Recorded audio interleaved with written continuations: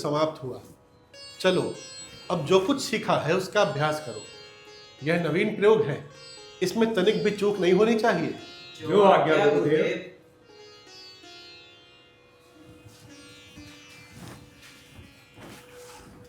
प्रणाम स्वीकार करें मुनिवर। सदा स्नेही बने रहे।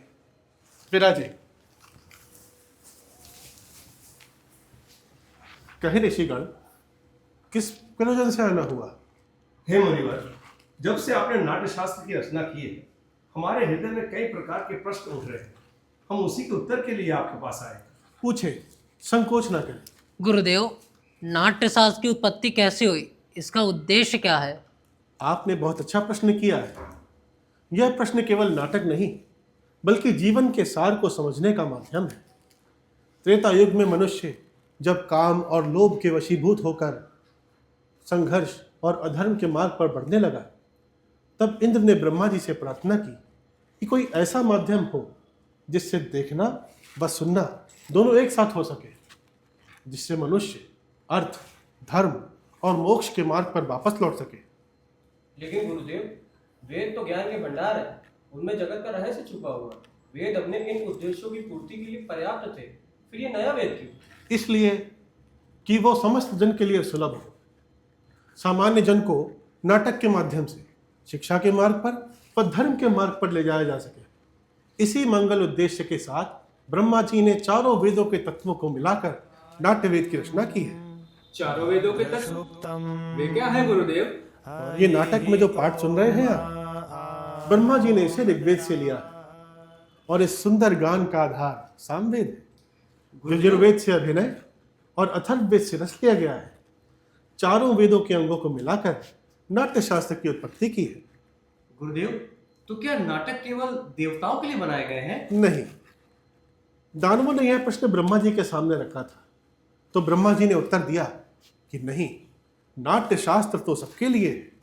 यह देवताओं, दानवों, मनुष्यों के सभी शुभ अशुभ कर्मों को दिखलाने वाला है। नाटक तो दुख से, थकावट से व शोक से पीड़ित लोगों को आराम देने वाला है। इसमें सारे रस, भावों, शास्त्रों, शिल्पों व कार्यों का समावेश है।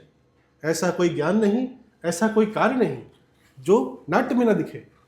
अद्भुत, समस्त सृष्टि का समावेश, लौकिक और अलौकिक भी, बहुधर्मी, सारे प्राणियों के भावों की प्रतिनिधि कला।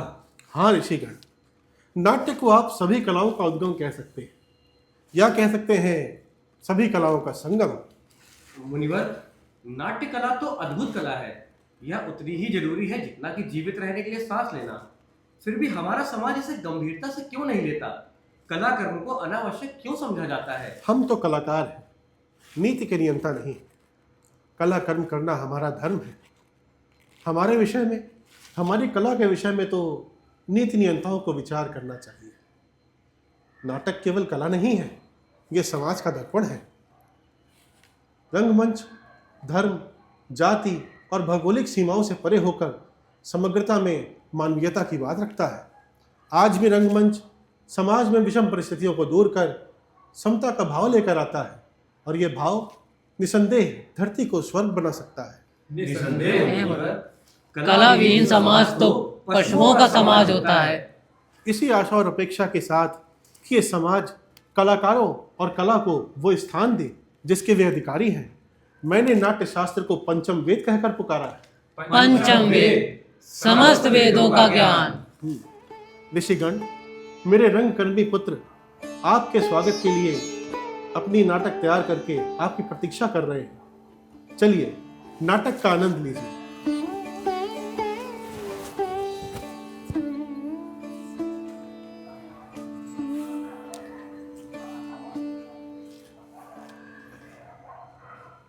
वृद्धि हो इस राष्ट्र की, आशा सभी की पूर्ण हो।